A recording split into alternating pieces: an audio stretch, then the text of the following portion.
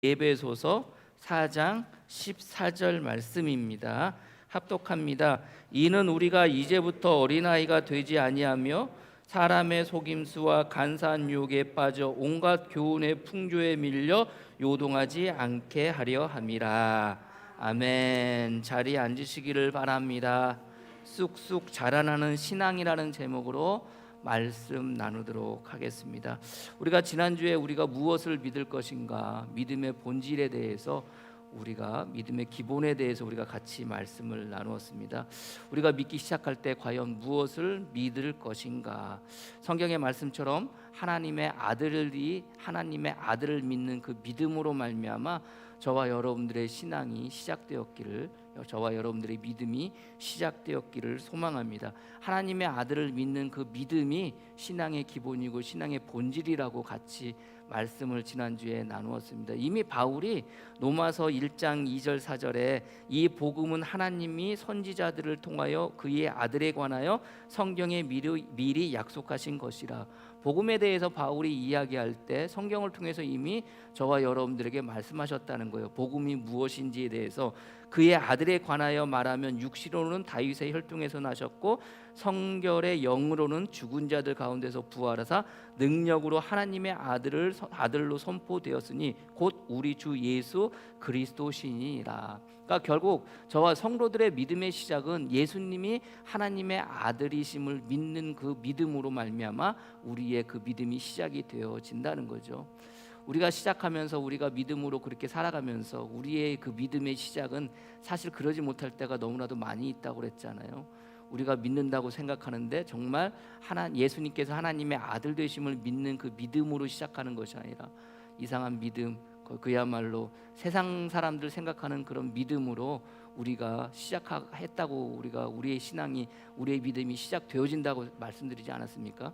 그러나 분명한 것은 예수님께서 하나님의 아들 되심을 그 믿는 믿음, 그 믿음이 우리의 신앙의 믿음이 시작이 되어져야 되고 그 믿음이 우리의 신앙의 본질이 되어져야 된다고 말씀을 나눴어요. 결국 그 믿음은 뭡니까? 하나님의 아들 되신 예수 그리스도께서 저와 여러분들을 구원하시기 위해서 이 땅 가운데 오셨고 십자가에 못 박혀 돌아가셨고 십자가에 못 박혀 돌아가심을 통해서 우리의 모든 죄가 사해졌고 우리는 죄 가운데서 구원받고 우리는 죽음 가운데서, 우리는 사망 가운데서 구원받았다는 것, 이 믿음으로부터 예수 그리스도로 말미암아 우리가 그렇게 되어졌다는 이 믿음이 우리의 신앙의 믿음의 본질이 되어져야 되고 믿음의 시작이 되어진다고 말씀을 지난주에 나누었습니다. 그리고 그 믿음으로 말미암아 시작되어지는 우리의 신앙의 모습을 뭐라고 말하느냐? 그것이 바로 저와 여러분들이 거듭났다는 거예요. 거듭났다는 거. 거듭났다는 것은 새롭게 되어졌다는 거 아닙니까? 그래서 성경은요, 우리가 신앙생활하면서 우리가 믿기 시작하는 그 순간을 어떻게 이야기합니까? 바울은 갈라디아서 6장 15절 말씀에 할례나 무할례나 아무것도 아니로되 오직 새로 지으심을 받은 것만이 중요하니라. 새로 지으심을 받았다는 거예요. 또 고린도후서 5장 17절 말씀에 바울은 또 이렇게 얘기합니다. 그런즉 누구든지 그리스도 안에 있으면 새로운 피조물이나 이전 것은 지나갔으니 보라 새 것이 되었도다. 새로운 피조물이고 새롭게 지으심을 받았다는 거예요. 그게 저와 여러분들의 그 예수님을 믿기 시작하는 그 순간부터의 시작입니다. 새롭게 시작이 되어졌고 새로운 피조물이 되어졌다는 거. 이것을 다른 말로 표현하면 거듭나게 되어졌다는 거예요. 거듭나게. 왜 이제 말씀을 드리겠지만 거듭난다는 말이 제가 찾아보니까 새롭게 태어나다, 새 사람이 되다. 이게 네이버에서 거듭남이라고 딱 치면은 나오는 성경 사전의 첫 번째 그 풀이입니다. 새롭게 태어나다, 새 사람이 되다. 제가 여러분들 갈라디아서나 그 고린도후서의 말씀을 여러분들에게 말씀드리면서 새로 지음 받은 것 혹은 새로운 피조물이 되어진 것, 이게 곧 뭐예요? 거듭나게 되어졌다는 거예요. 그러니까 저와 여러분들 예수님을 믿는 그 순간부터는 저와 여러분들 어떻게 되겠어요? 창조의 원형의 모습으로 새롭게 태어나지고 새롭게 되어지는 거라고 그랬잖아요. 결국 이것을 다른 말로 표현하면 거듭났다는 거예요. 그러니까 죄 때문에 영적으로 죽었던 저와 여러분들이 주님의 은혜로 말미암아 생명을 얻어 전 인격적으로 근본적으로 변화되어지는 것, 이게 그냥 그 성경 사전으로 찾아보면 나오는 거듭남의 의미입니다. 그런데 이 말을 우리가 조금 더 좀 깊이 이제 묵상하려면 우리가 여러분들이 잘 알고 있는 말씀으로부터 시작이 되어져요. 요한복음 3장 16절 말씀 여러분들이 너무나도 잘 알잖아요. 우리가 다른 것 다 몰라도 이 말씀 하나는 또 외우면서 여러분들 살아가잖아요. 하나님이 세상을 이처럼 사랑하사 독생자를 주셨으니 이는 그를 믿는 자마다 멸망하지 않고 영생을 얻게 하려 하심이니라. 이게 요한복음 3장 16절 말씀인데 17절 18절 말씀도 비슷합니다. 하나님이 그 아들을 세상에 보내신 것은 세상을 심판하려 하심이 아니요 그로 말미암아 세상이 구원받게 하려 하심이니라. 그를 믿는 자는 심판을 받지 아니할 것이요 믿지 아니하는 자는 하나님의 독생자의 이름을 믿지 아니함으로 벌써 심판을 받은 것이니라. 그러니까 거듭남과 하나님의 아들을 믿는 것과는 굉장히 밀접한 관계가 있고 연관이 되어져 있어요. 결국 하나님의 아들을 믿는다는 것이 뭐예요? 거듭났다는 거예요. 하나님의 아들을 믿는다는 것이 새롭게 되어지는 것이고 하나님의 아들을 믿는다는 것이 새로운 피조물이 되어지는 거예요. 이게 거듭남의 의미입니다. 왜 그러냐면은 자 요한복음 3장 16절 이하 제가 18절까지 여러분들에게 말씀을 읽어드렸잖아요. 근데 이 말씀 이전에 어떤 일이 있었을까요? 요한복음 3장 16절 이전에 요한복음 1장부터 쭉 나오는 말씀은 어떤 말씀일까요? 이게 거듭남에 대한 이야기예요. 이게 누구에 대한 얘기냐면은 니고데모에 대한 이야기가 주님께서 하나님 이 요한복음 3장 16절 말씀을 하기 이전에 그 요한복음 3장 1절부터 15절까지 말씀 그 일이 일어나고 난 다음에 비로소 그 말씀을 지금 누구에게 하는 거냐? 니고데모에게 하는 말씀처럼 이렇게 이야기를 하는 거예요. 저와 여러분들에게 모든 사람들에게 하시는 말씀인 거예요. 그럼 요한복음 3장 1절부터 15절까지 어떤 일이 있었을까? 니고데모에 대한 이야기라고 그랬잖아요. 어느 날 니고데모가 유대의 선생인 니고데모가 예수님을 찾아와요. 그러면서 하는 얘기가 예수님을 뭐라고 이야기하냐면 당신은 하나님께로부터 온 선생이라고 이렇게 이야기를 해요. 왜 하나님께로부터 온 선생이라고 이야기하냐면 하나님께로부터 오지 않았으면은 당신이 행하는 일, 당신이 하는 그 표적들, 기적들, 표적들, 이적들은 도저히 행할 수 없다는 거예요. 그러니까 니고데모가 예수님을 바라봤는데 하나님께로부터 온 사람이 아니라면 결코 행할 수 없는 일들을 행했다는 거예요. 사람을 낫게 하고 병든 자를 고치고 귀신을 쫓아내고 죽은 자를 살리는 것들을 바라보면서 저거는 하나님께로부터 온 사람이 아니면은 결코 행할 수 없는 일이라고 알았던 거예요. 그래서 니고데모가 주님을 찾아와요. 예수님을 찾아와서 당신은 하나님께로부터 나온 선생님입니다라고 그렇게 이야기를 하는 거예요.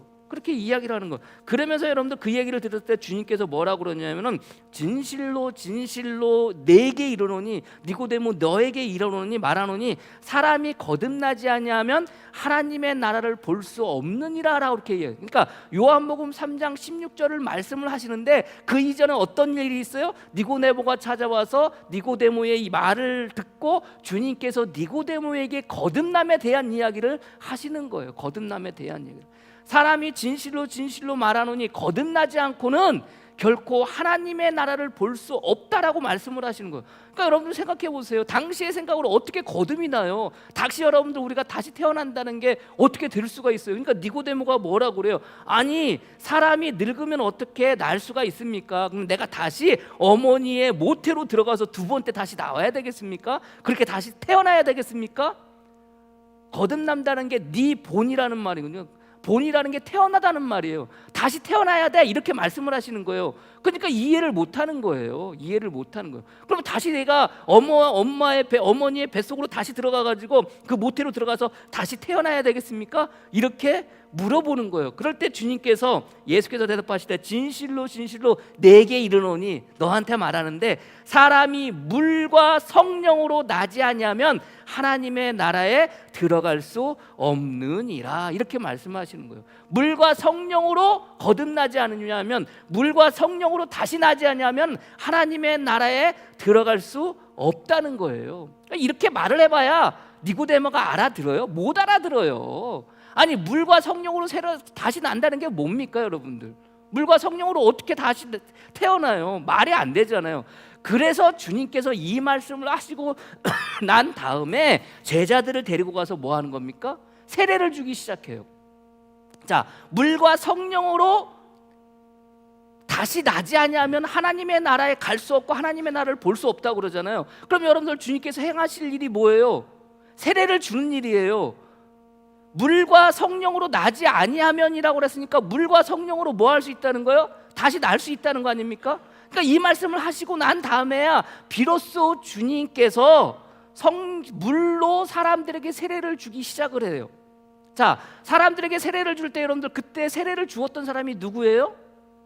그때 예수님이 세례를 주기 이전에 사람들에게 이미 물로 세례를 주었던 사람이 누구예요? 세례 요한이에요. 그래서 성경은요, 주님께서 세례를 사람들에게 물로 세례를 주기 시작할 때 그때 세례 요한도 세례를 주었다라고 성경은 이야기를 해요. 요한복음 3장 21절 이하에 진리를 자른 자는 빛으로 오나니 이는 행위가 하나님 앞에서 행할 것을 나타내려 함이라. 그 외에 예수께서 제자들과 유대 땅으로 가서 거기 함께 유하시며 세례를 베푸시더라. 주님이 세례를 하시기 시작하는 거예요. 그러면 누구도 세례를 하고 있던 거예요? 세례 요한도 세례를 하고 있던 거예요. 그래서 23절 말씀에 요한도 살렘 가까운 애논에서 세례를 베푸니 거기 물이 많음이라. 그러므로 사람들이 와서 세례를 받더라. 이렇게 되어져 있어요. 누구도? 예수님도 세례를 베풀어요. 세례 요한도 세례를 베풀어요. 근데 뭘로 세례를 베풀어요? 물로 세례를 베풀어요. 자, 사람이 거듭나려면 뭐가 있어야 되는 거예요? 무엇으로 거듭나요? 물과 성령으로 거듭나는 거라고 했잖아요. 주님께서 물과 성령으로 나지 아니하면, 자, 물로 주는 세례는 있어요. 그리고 물로 거듭날 수는 있는데 뭐가 없는 거예요? 성령이 없는 거예요. 그때 예수님이 성령을 베푸시니까, 세례를 베푸시니까 많은 사람들이 누구에게 가서 세례를 받아요? 예수님께 세례를 받아요. 세례 요한이 세례 주할 때 모든 사람들이 세례 요한한테서 와서 세례를 받는데 예수님이 세례를 주기 시작하니까, 물로 세례를 주기 시작하니까 그때 많은 사람들이 예수님께 가서 세례를 받기 시작을 해요. 그때 세례 요한의 제자들이 요한한테 그러는 거예요. 아니, 지금 예수님이 세례를 베푸는데 그 많은 사람들이 거기 가서 세례를 받고 있어요. 어떻게 하면 좋아요? 이런 식으로 이야기를 하는 거예요, 세례 요한한테. 그러니까 세례 요한이 뭐라고 하겠습니까? 아니, 지금 물로 세례를 받아요. 예수님도 물로 세례를 주고 세례 요한도 물로 세례를 주어요. 근데 더 많은 사람들이 어디야? 누구한테 가? 예수님한테 가는 거예요.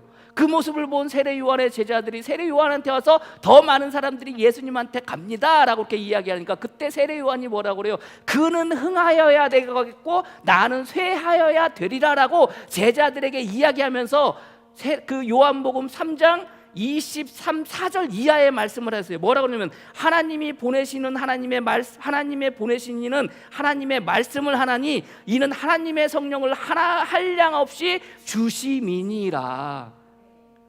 자, 세례 요한은 아는 거예요. 자기는 물로만 세례를 주지만 예수님은 물로만 세례를 주는 게 아니라 무엇으로 세례를 준다고 생각했던 거예요? 성령으로 세례를 준다고 생각을 했던 거예요.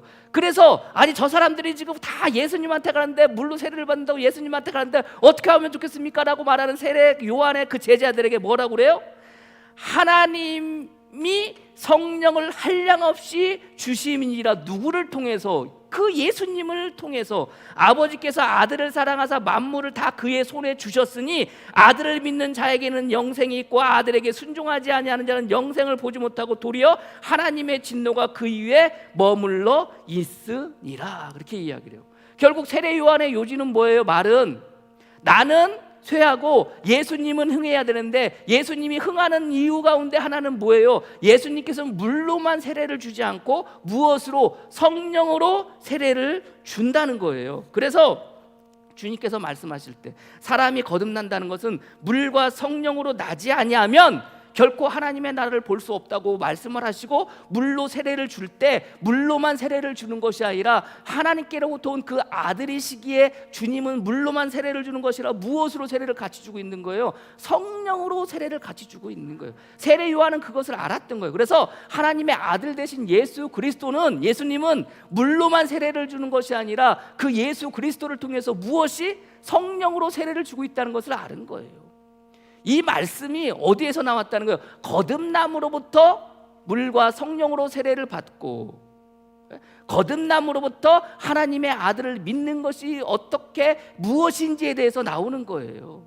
그래서 저와 여러분들의 신앙의, 저와 여러분들의 믿음의 시작은 무엇으로?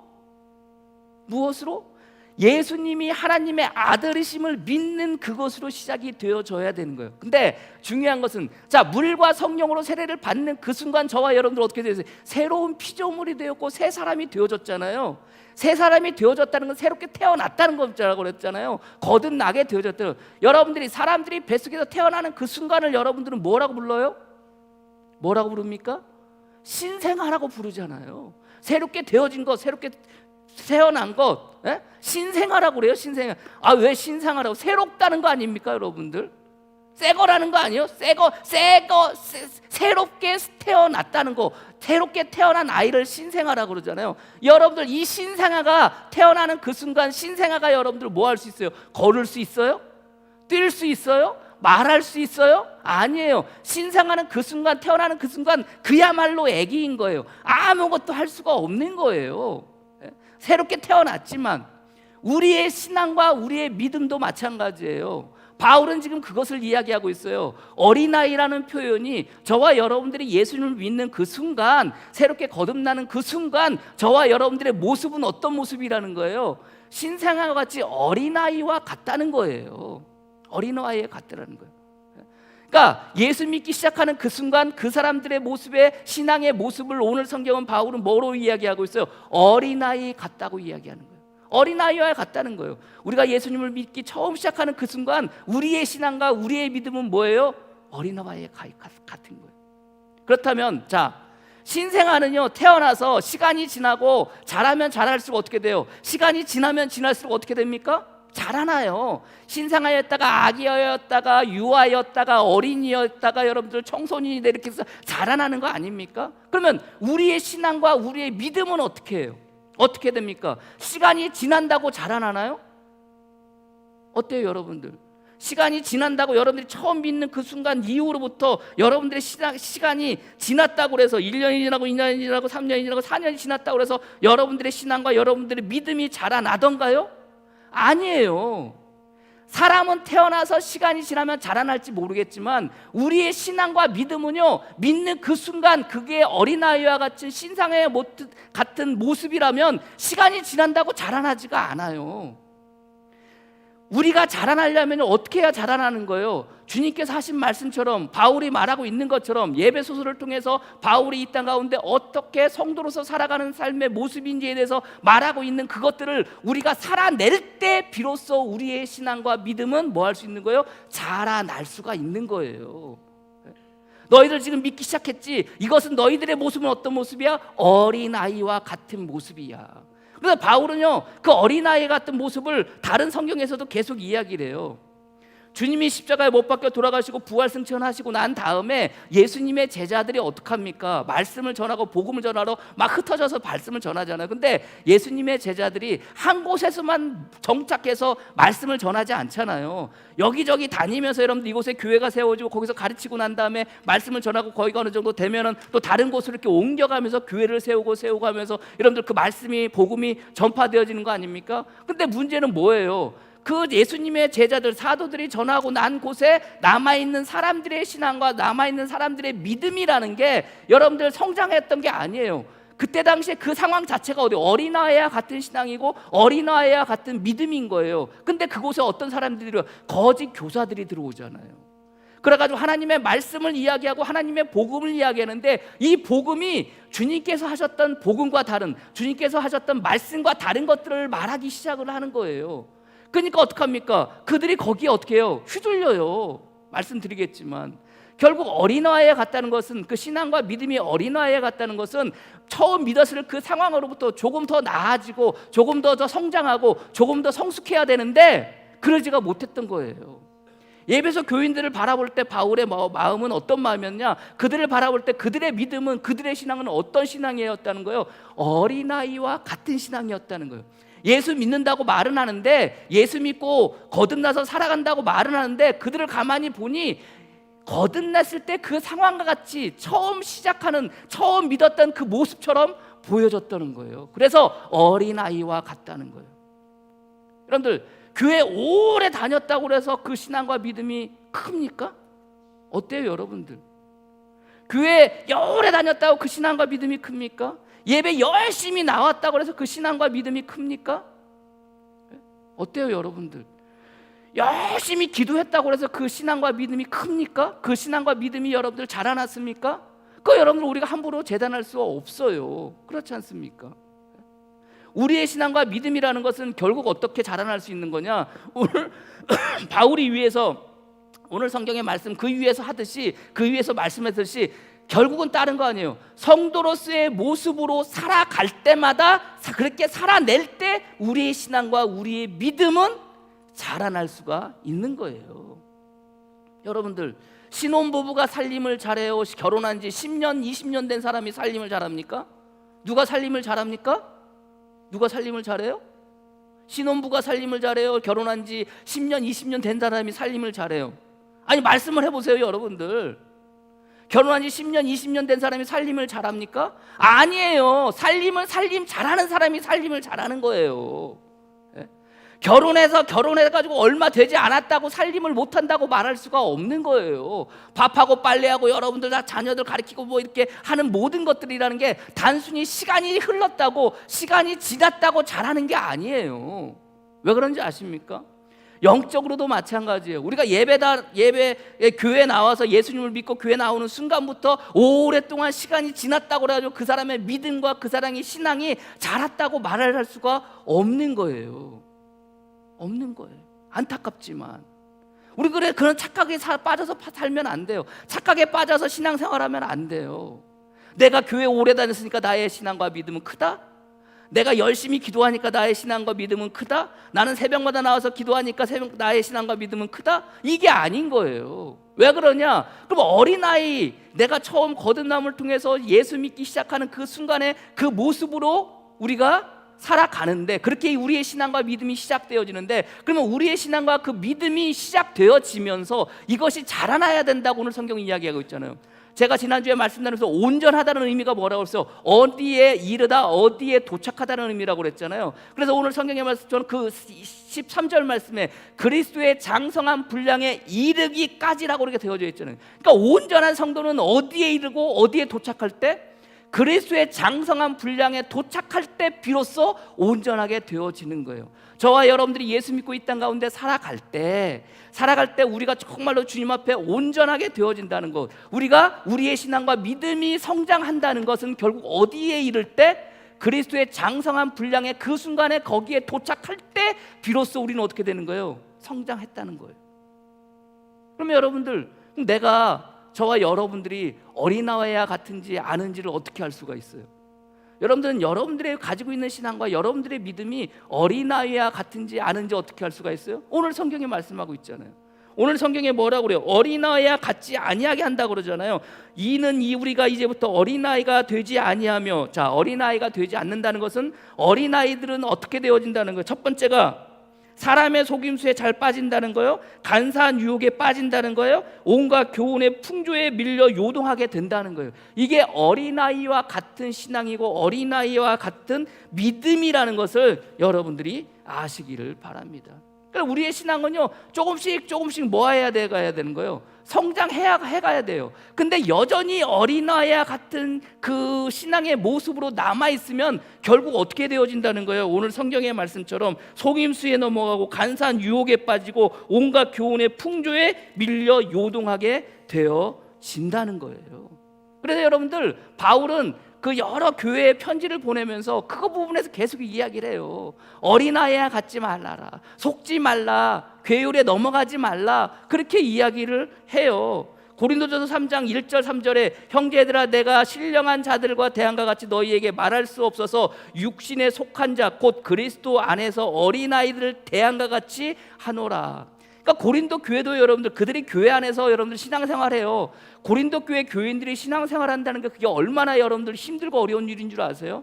고린도 교회에 대해서 말씀드렸잖아요. 뒤에 산이 있어가지고 그 위에 아크로디테 신전이 있고 거기에 여사제들이 있어서 항구 도시라고 그랬잖아요. 저 멀리 수평성 너머로 여러분들 배들이 들어오면 그 신전에 있는 여사제들이 꽃단장하고 여러분들 내려와가지고 뭐 한다고 그랬어요? 그 뱃사람들하고 여러분들 뭐예요? 잠자리를 같이 한다고 그랬잖아요. 잠자리를 같이 함을 통해서 그들의 안위와 그들의 앞으로 뱃길에서 그 배를 타고 나갔을 때 여러분들 안전하다고 생각했기 때문에 많은 사람들이 여러분들 어떻게 해요? 그 신전의 여사제들하고 여러분들 잠자리를 같이 한다고 그랬잖아요. 잠자리를 같이 한다는 게 결국 어떤 일들이 그 안에서 일어나는 거예요? 간음의 문제가 일어나는 거잖아요. 그래서 고린도 교회 안에 가장 큰 문제가 뭐였어요? 간음의 문제였던 거예요. 심지어는 그게 얼마나 심했는지 부모 자식 간에 간음의 문제가 있었던 거예요. 그것뿐만이 아니에요. 당파의 문제, 아볼로파니, 바울파니, 개발파니 하면서 여러분들 당파의 문제가 있었어요. 또 그것뿐만이 아니에요. 자기들끼리 문제가 생겼는데 그걸 어떻게 해요? 세상 법전에 호소하고 세상 법전에 판단하려고 그렇게 이야기를 했어요. 여러분, 바울의 입장에서는 고린도 교회 안에 있었던 일들이 그것뿐만이 아니에요. 바울을 향해서 얼마나 비난했는지 몰라요. 예수님의 제자도 아닌 것이 사도도 아닌 것이 사도라고 그렇게 이야기하고 다닌다고 그러고, 헌금 달라고 하니까 여러분들 그저 자기 집만 생각하고 헌금 달라고 그래서 그 돈을 어디에 썼는지도 모르는데 또 헌금 달라고 하고 그렇게 이야기한다고, 그렇게 한다고 그랬잖아요. 그게 바울을 향한 고린도 교인들의 마음이었던 거예요. 그러니까 그 안에서 예수님을 믿기는 하기 시작을 했는데 성도로서의 삶을 살아가려고 하는데 그들의 삶의 모습은 그러지 못했던 거예요. 그 모습을 바울은 바라보면서 뭐가 같다는 거? 어린아이와 같다고 했던 거예요. 그래서 어린아이한테 어떻게 여러분들 밥을 먹여요? 그렇잖아요. 그러니까 고린도 전서를 읽을 때 내가 너희를 젖으로 먹이고 밥으로 아니하였으니 이는 너희가 감당하지 못하겠으니와 지금도 못하리라. 지금도 못한다는 거야. 바울이 이 편지를 써서 보낼 때도 그들의 신앙과 그들의 믿음은 뭐와 같다는 거예요? 어린아이와 같다는 거예요. 어린아이와 같다는 게 뭐예요? 성도로서 살아가는 삶을 제대로 살지 못했던 것이었던 거예요. 그러니까 바울이 너희는 감당하지 못한다는 거예요. 내가 너희들한테 무슨 말을 하려고 하는데 너희는 그걸 아직도 감당하지 못한다는 거예요. 그럼 여러분들이 감당하려면 어떻게 해야 돼요? 그들의 신앙과 그들의 믿음이 어린아이와 같은 것이 아니라 어떻게 해야 돼요? 자라나고 성장해야 되는 거예요. 그래서 바울이 지금 그 얘기를 하고 있는 거예요. 자, 어린아이와 같은 모습이 어떤 모습일까?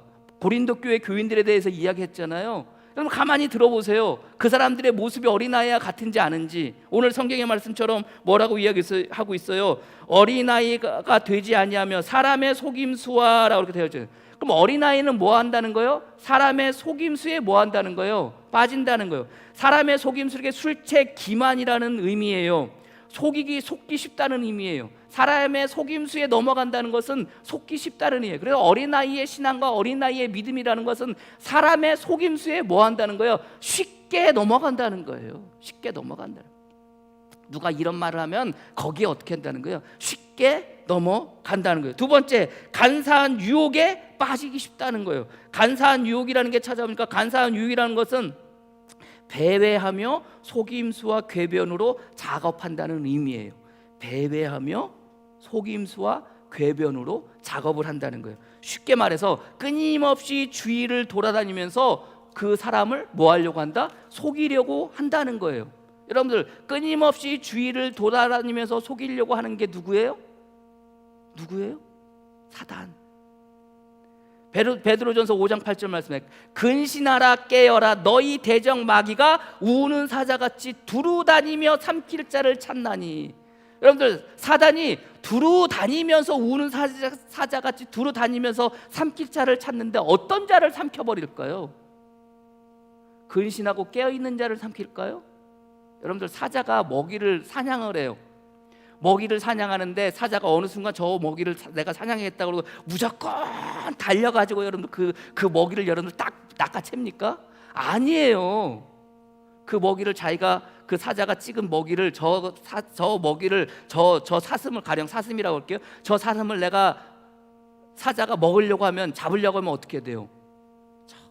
천천히 엉금엉금 숨어서 여러분들 뭐 합니까? 기회를 노리잖아요. 어떤 기회를 노려요? 그 사슴이 방심하는 그 순간, 방심하는 그 순간, 한눈 파는 그 순간, 그 순간을 노리잖아요. 그 순간을 노리고 있다가 그 순간이 딱 왔을 때 어떻게 해요? 사자는 죽어라고 달려가지고 여러분들 그 사슴의 목을 낚아채잖아요. 이게 뭐예요? 이게 오늘 성경의 말씀처럼 뭐 하는 거예요? 간사한 유혹에 빠지는 거예요. 끊임없이 작업하면서 우리를 속이려고 우리 주위를 돌아다니는 거예요. 그러다가 어느 순간 그 간사한 유혹에 빠지게 되는 거예요.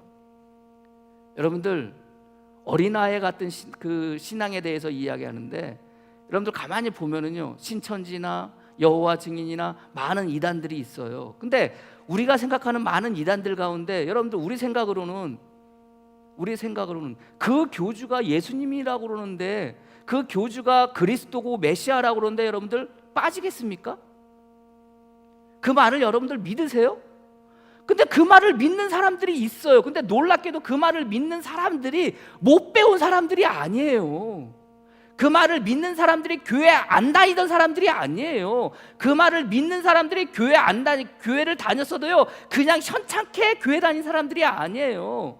어떤 사람은요 장로이기도 하고, 어떤 사람은 집사이기도 하고, 어떤 사람은 권사이기도, 심지어는요 그것을 믿는 사람 가운데 목사들도 있어요. 목사들도.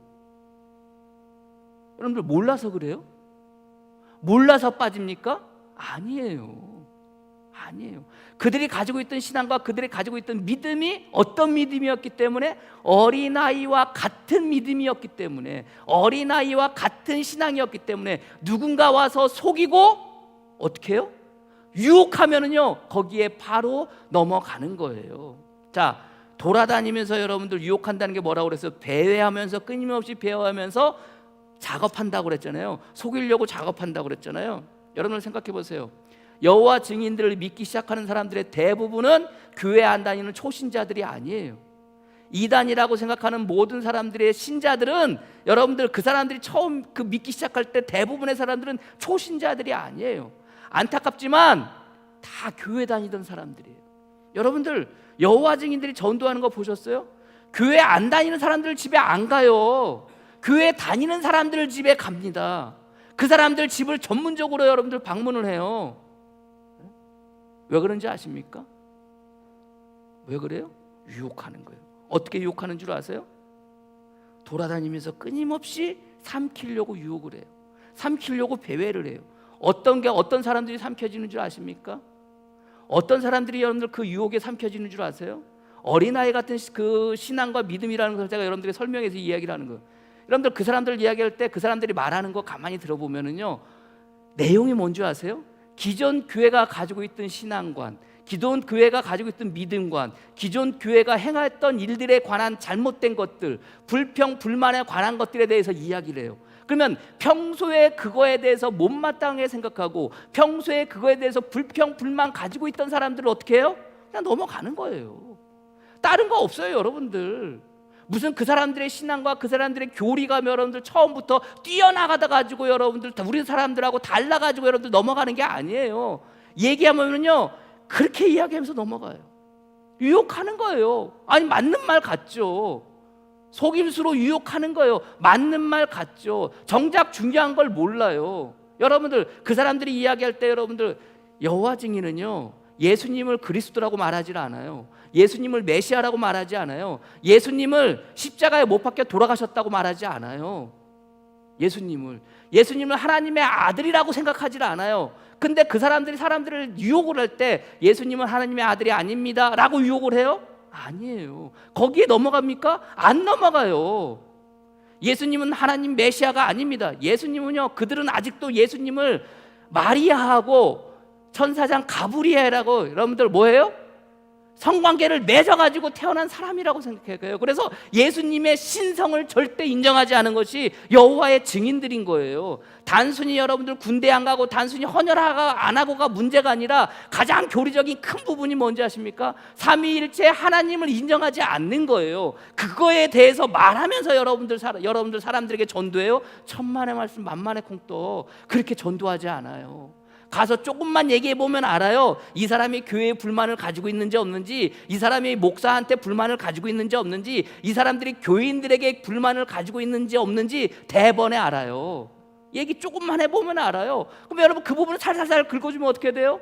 유혹에 빠지는 거예요. 그 속임수에 넘어가는 거예요.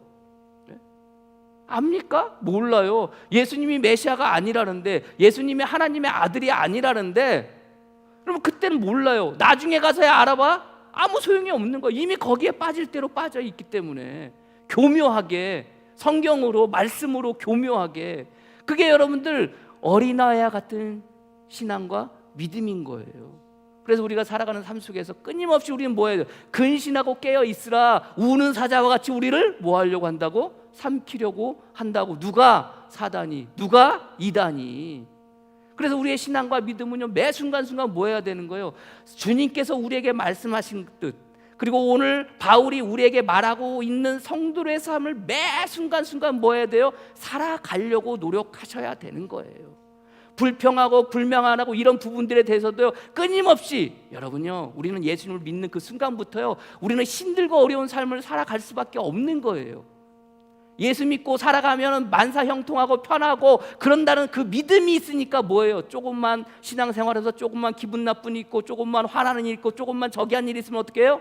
승질 내고 화내고 이게 아니지 이게 아니지. 예수 믿는 사람이 원래 왜 이래야 돼 왜 이래야 돼, 자기가 그러지 못하면서.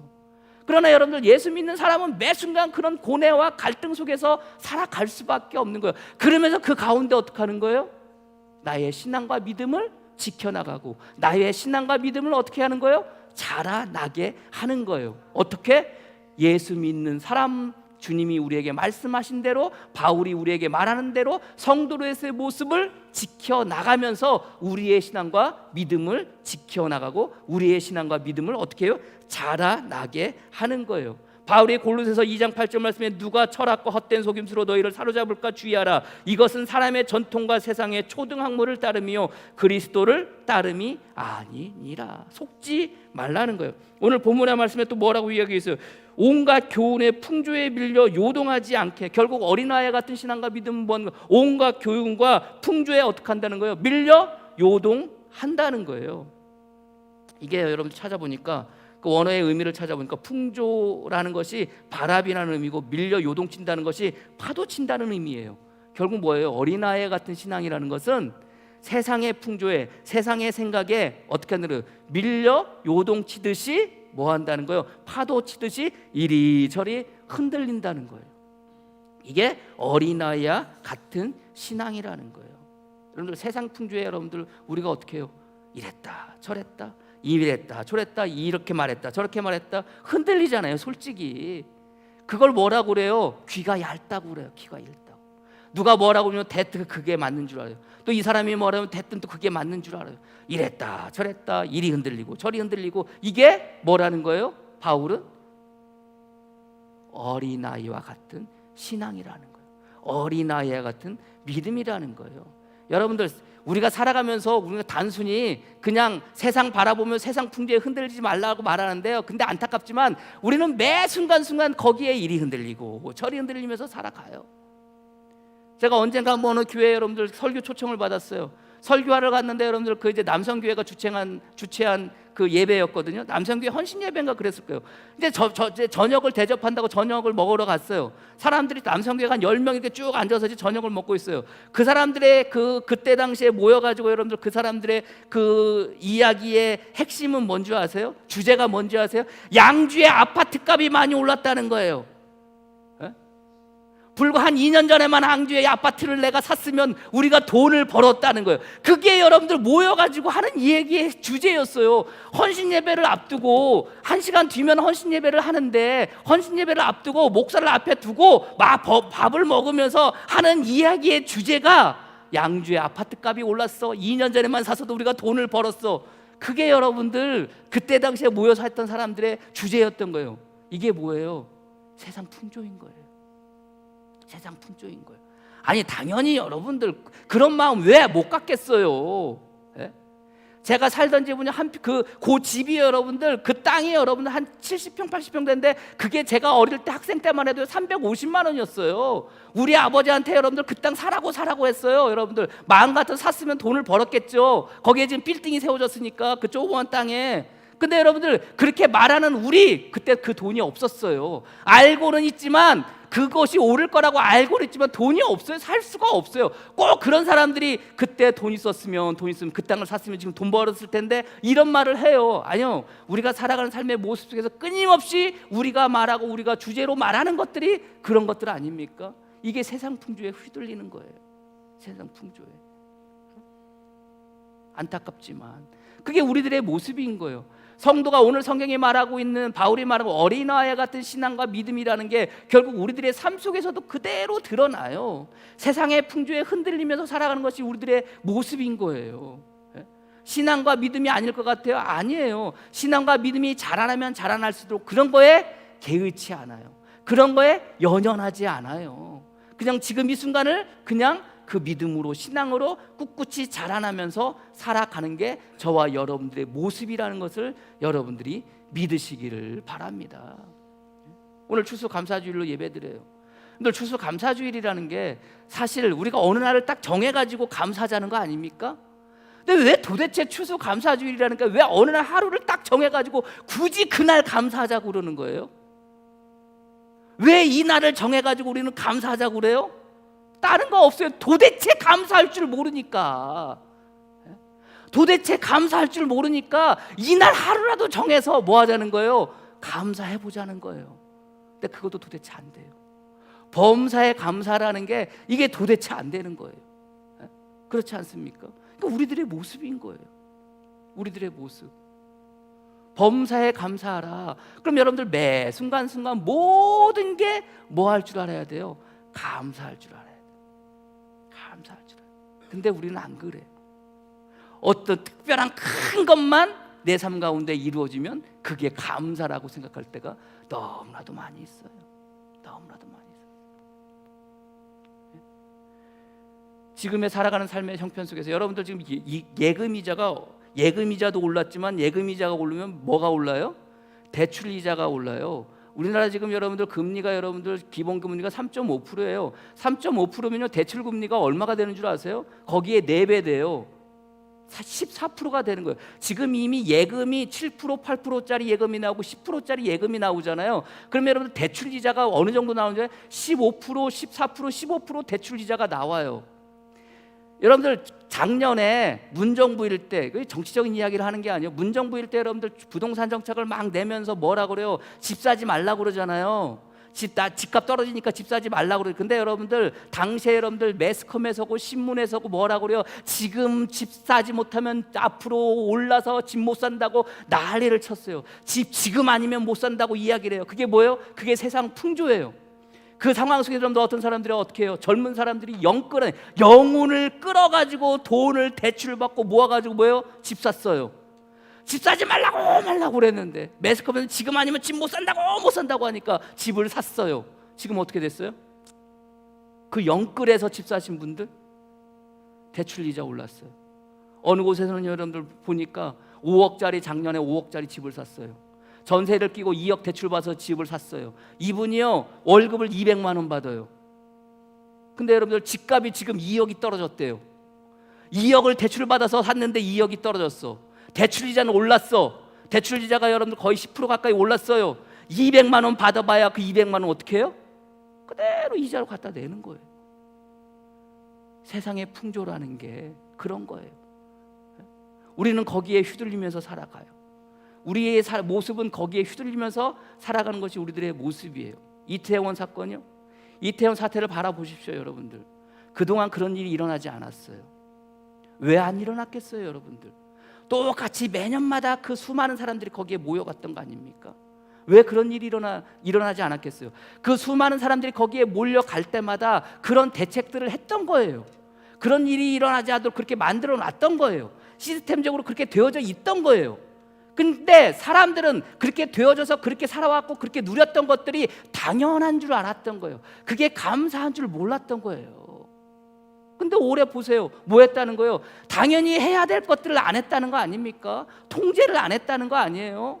왜 통제를 안 합니까? 그때까지 작년까지 그렇게 왔는데 아무 문제가 없다고 생각을 했으니까 올해도 아무 문제가 없을 거라고 생각을 했겠죠. 그런데 중요한 것은 그 아무 문제가 일어나지 않도록 했던 시스템은 사람들이 생각을 하지 못했던 거예요. 위정자들은 그것을 생각하지 못했던 거예요. 단순히 아무 문제가 없었으니까 올해도 아무 문제가 없었을 거라고 생각을 했었을지도 모르겠어요. 그러니까 아무 조치를 안 했겠죠. 우리들의 삶의 모습 속에서도 감사도 바로 그런 거예요. 매 순간 살아왔던 삶의 모습이 매 순간 감사한데 이 감사가 당연한 것처럼 생각하고 나중에 이 감사가 무엇으로 생각해요? 권리로 생각하는 거예요. 그러니까 지금 당장 돌이켜 보면은 감사한 게 없는 거야. 그러니까 오죽했으면 추수감사주의를 하루 정해가지고 제발 좀 감사 좀 합시다 이러겠어요, 여러분들. 매일마다 추수감사주일이 돼야 되는 거 아닙니까? 매 주일마다 감사주일이 되어줘야 되잖아요. 하루 날 잡아서. 근데 이 하루 날 잡아서 하는 것도 제대로 안 되어지고 있는 게 우리들의 삶의 모습이고 현실 아닙니까? 이게 뭐예요? 이게 어린아이와 같은 신앙인 거예요. 어린아이와 같은 믿음인 거예요.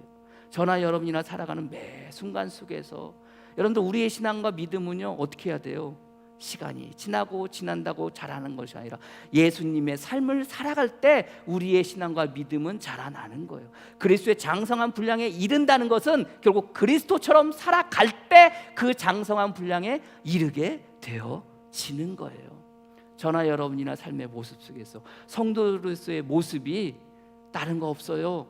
그리스도의 삶을 살아가시는 저와 여러분이 되어지기를 주님의 이름으로 간절히 축복합니다. 그래서 그리스도가 살았던 그 모습대로 그대로 살아가실 때 비로소 우리는 그리스도의 장성한 분량에 뭐 하는 거예요? 도착하게 되는 거예요. 이르게 되는 거예요. 시간이 지났다고가 아니라 오늘도 이 시간 여러분들도 예배 마치고 돌아가서 세상 가운데 살아가실 때 그 상황 속에서 그 어려움 속에서 그 힘겨움 속에서 예수 그리스도의 삶을 살아내심을 통해서 그 순간이 그리스도의 장성한 분량에 이를 수 있는 저와 여러분이 되어지기를 주님의 이름으로 간절히 축복합니다. 기도하겠습니다. 하나님 감사합니다. 오늘 이 시간 우리를 불러주시고 세워주셔서 주님 앞에 기도하게 하여 주시고 감사하게 하여 주시니 감사합니다. 이 감사가 그저 한순간의 감사가 되지 않게 하여 주시옵소서. 그저 매 순간순간 우리 삶 가운데 일어나는 모든 일들 속에서 감사함으로 주님 앞에 나가 설 수 있는 복된 성도들 되어지게 주님 축복하시고 이끌어 주시옵소서. 주님께서 5천 명의 사람들을 앞에 두고 그들을 먹이실 때 그 주님께서 하셨던 일은 무엇입니까? 떡을 손에 들고 감사함으로 기도하실 때, 축사함으로 기도하실 때 비로소 그 모든 사람들이 배불리 먹었었던 거 아니겠습니까? 믿음의 성도를 부르시고 세워주셨습니다. 우리의 신앙이라는 게, 우리의 믿음이라는 게 처음 믿었던 그 신앙과 믿음에 머물러 있지 않게 하여 주시옵소서. 매 순간순간 그리스도의 삶을 살게 하여 주시옵소서. 그 길을 따라가게 하여 주시옵소서. 그리하여 마침내 우리의 표본이시고 우리의 모범이시고 우리의 표적이신 그 그리스도의 장성한 그 분량에 이를 수 있는 복된 성도들 되어지게 주님 축복하여 주시옵소서. 오늘도 추수감사주일로 주님 앞에 예배드립니다. 감사함으로 예배드립니다. 아버지 하나님, 그러나 이 감사가 매 순간순간 작은 순간에 그 감사들이 모여서 주님 앞에 드리는 감사의 예배가 되기를 소망합니다. 아니, 매 순간순간이 감사의 예배로 주님 앞에 영광 돌리며 나가 설 수 있는 복된 성도들 되어지게 주님 축복하여 주시옵소서. 예수님의 이름으로 기도합니다. 아멘. 찬송가 420